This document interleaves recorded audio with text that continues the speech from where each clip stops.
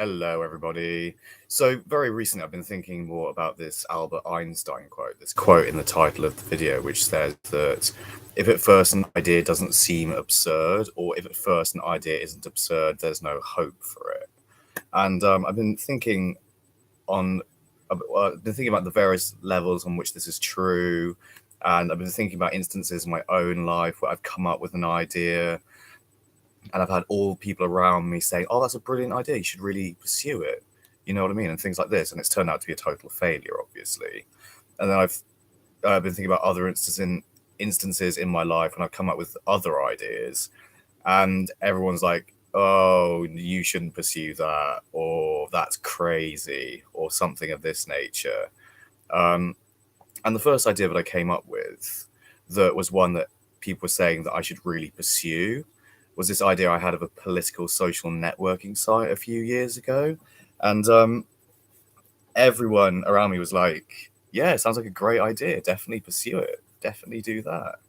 And, you know, if I were to be thinking cynically about that, I might be thinking of sort of people saying, "Yeah, go for it," as if they know in their heart of hearts that it will definitely fuck up, like that. But then a few years ago, I came up with a theory of quantum gravity that I tried to flesh out and develop. And everyone who I sort of put this idea in front of, from sort of ordinary people to people who'd studied physics at university to actual professors of physics at universities, turned around and said some variation of, "Well, it sounds like an absurd suggestion. It sounds like it's totally wrong, and it sounds spurious and not correct," you know. And like the more that seemed to happen to me, and keeping this Einstein quote in my mind, because exactly the same thing did happen to Einstein. He was he did have a physics degree though, which I don't. But he was working outside of mainstream academia. He was working in a Swiss patent office, and he was via correspondence trying to get his ideas put in front of the greatest minds of his day in physics. And, almost all of them sort of just brushed his work to one side, considered it absurd, and I think at some point Einstein managed to get his 1905 Annus Mirabilis papers in front of Max Planck, who for those of you who don't know, Max Planck is sort of, well, would have been at the time, he was one of the fathers of quantum mechanics. And it got in front of Planck. Planck understood the value of Einstein's work and could see the merit in it. So this is what I mean. I think there's such a tendency in society also, when you consider the sorts of ideas out there flying around that people don't think are absurd, like everything from horoscopes to homeopathy to flat earth theory, all this sort of stuff. I even had one person try and convince me once that we choose our lives before we're born and this sort of thing. And people lap that sort of stuff up. They love it. Or the next best self-help thing that's a load of bullshit. Or The Secret. No one's treating The Secret as if it's specious. Well, loads of people do, obviously. But yeah, things like that become enormously popular. And I tend to say sometimes almost people love bullshit more than they love the truth. And people will pay good money for bullshit and come across something that is true, or come across like real scientific research that has merit. And then only a few people cite the good papers that have merit and so on and so forth. And their merit isn't really appreciated fully until many, many years later. I think like something similar on that head sort of happened with Peter Higgs's research, didn't it? Or the research that Higgs was basing his research on, i.e. Anderson's work. Both of whom got Nobel Prizes eventually. But, it is what it is, isn't it? Like, or the paintings of Van Gogh. Everyone at the time thinks, "Oh, these are weird and strange and unusual, and we don't like them." and oh, they're not particularly good or something, you know.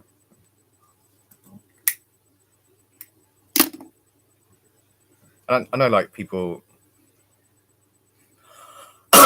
say watching this video probably hate the fact that I seem to be insinuating that anything I could come up with could have anything like the merit that the work of Einstein had.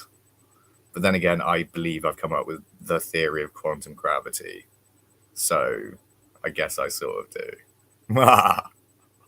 But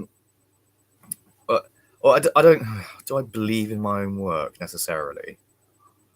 That's the thing. I asked these professors and so on was just to sort of say, like, I think this may be edging towards the truth at least. Do you not think that it has merit at all? And they just come back with something like, I had one reply from a physics professor saying gravity has nothing to do with electrons. And they'd come back with these sort of empty statements and platitudes. And with things like saying, oh, well, maybe I don't understand your theory, which was another professor saying that. I was like, well, I don't feel satisfied by that. I know, for instance, that at some point during that process, I came across the Einstein quote, if at first an idea doesn't seem absurd, there's no hope for it. And yeah, it did sort of spur me on. I was like saying, well, if I came up with something that seemed very reasonable to them, what would I do then? Do I publish that? Or I'm tempted more to think that if I come up with something that seemed reasonable to people, I might get worried by that and then start at some point also with this Einstein quote in my mind thinking, oh shit, maybe I'm acting like a bit of a charlatan and maybe this is just bullshitty, more like.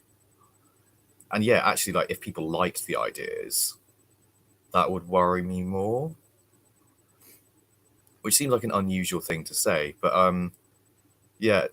But going back to the idea that I had ages ago about this political social networking site, which everyone loved the idea of,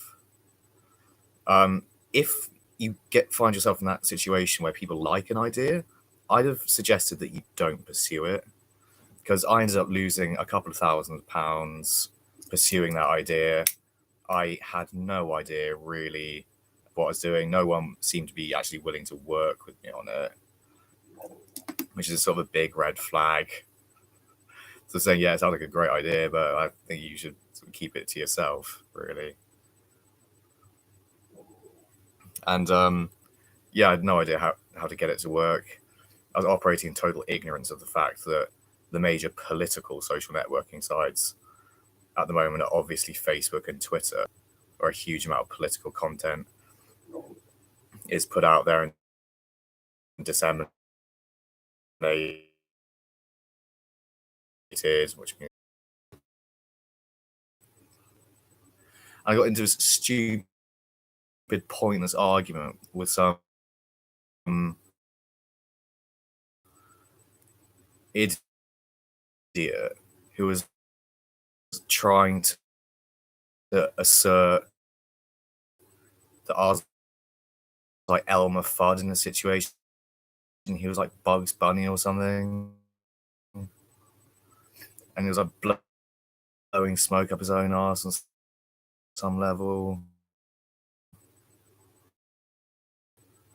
I was like, oh God, I don't really want to debate you people. Sorry.